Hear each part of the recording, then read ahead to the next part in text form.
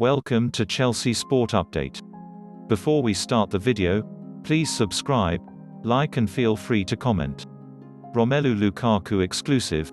Italy improved me as a player, but right time for Chelsea move. Romelu Lukaku rejoined Chelsea from Inter Milan for a club record fee last week. The striker is set to make his second Chelsea debut on Sunday, when Thomas Tuchel's side travel to Arsenal. It's not a secret that Lukaku was a childhood fan of Chelsea, looking up to iconic players such as Didier Drogba, who he maintains contact with to this day. We spoke a few days ago and we spoke about that time, when Lukaku was previously at Chelsea, and about the progress that I've made and what I have to keep improving, keeping the same hunger all the time, Lukaku revealed.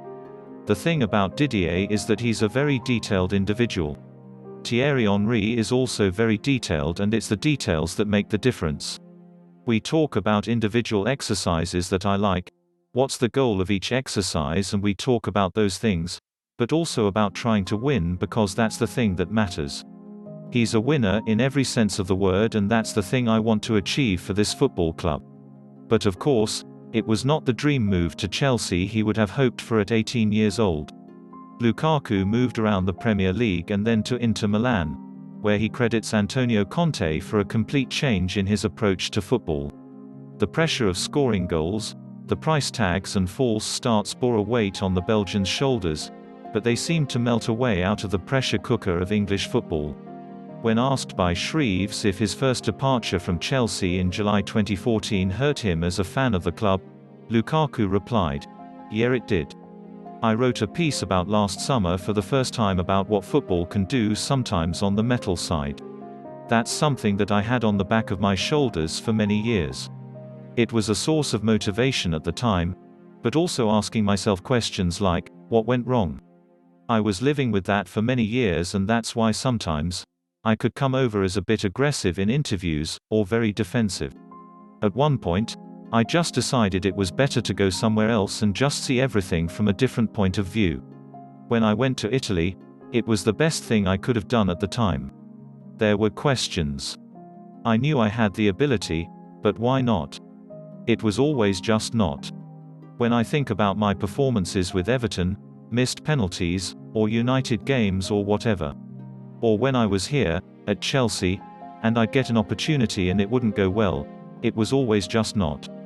Maybe it was because I put too much pressure. When I went to Italy, it's where, under the guidance of Antonio Conte, I learned what it took to go and break that barrier.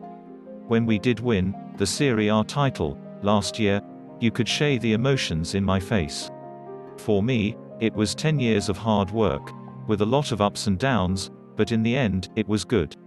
Coming into my prime years, I know myself and I know what it takes. I know how to be a leader and what it takes to help my team.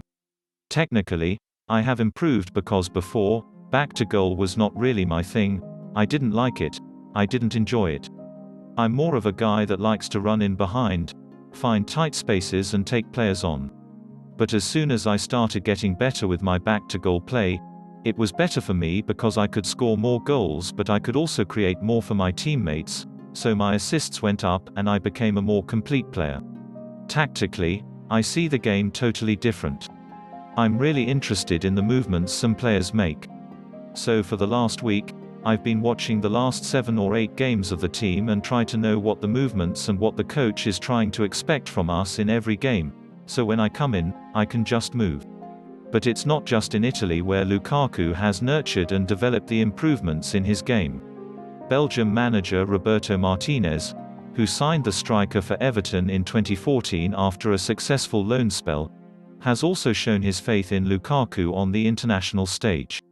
The 28-year-old reflected, "I realized there was a change and people saw me differently was when I started captaining Belgium for a few games when Eden Hazard was not there, or Jan Vertonghen wasn't there.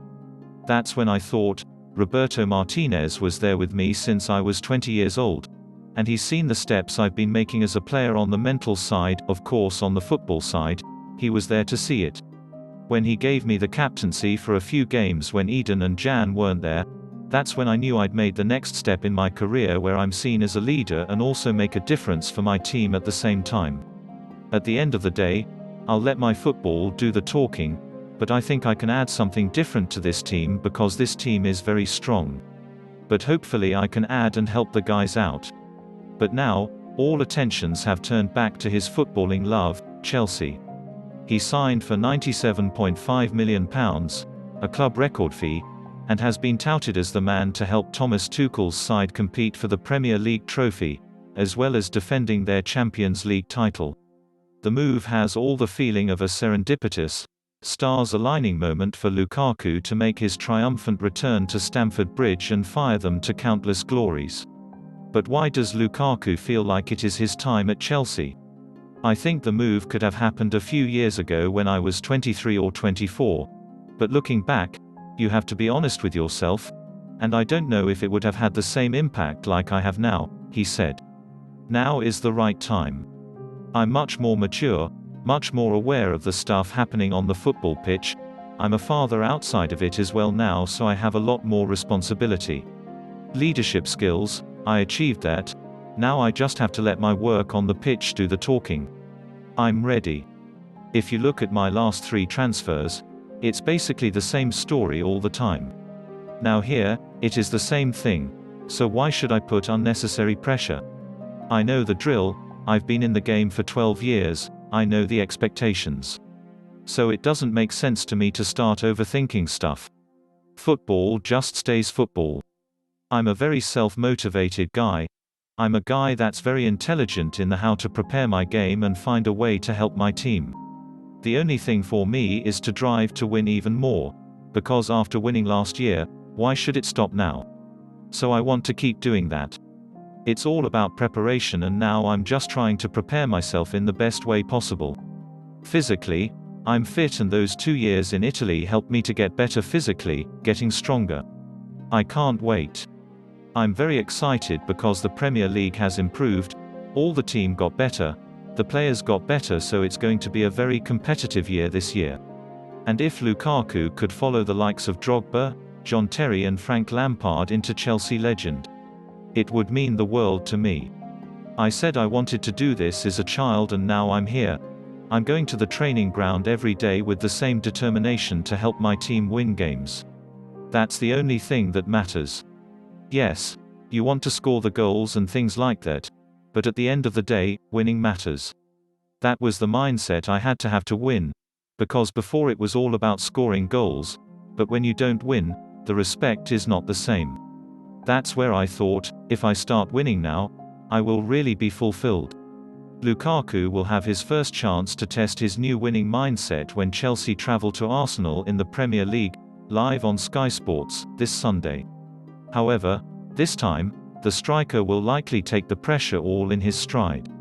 After a blockbuster opening weekend of the Premier League, we're gearing up to go again, with Arsenal vs Chelsea a headline fixture and set to feature the Blues' new striker Romelu Lukaku. Peter Smith is joined by Gerard Brand, Adam Smith, Nick Wright, and Ron Walker to look ahead to another big round of games. Part 1. Will Romelu Lukaku fire Chelsea to a Premier League title challenge? And are Arsenal really in crisis? We assess both sides who go into a London derby in contrasting moods. Part 2. Paul Pogba starred in Man United's win over Leeds with 4 assists. So how does Ole Gunnar Solskjaer keep getting performances like that out of him? And with Raphael Varane primed for his debut, do Man United now have all the pieces in place to become champions? Part 3.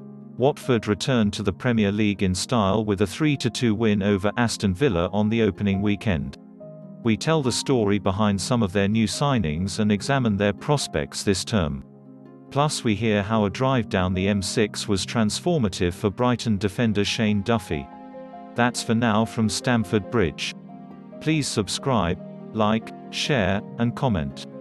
Thanks for watching.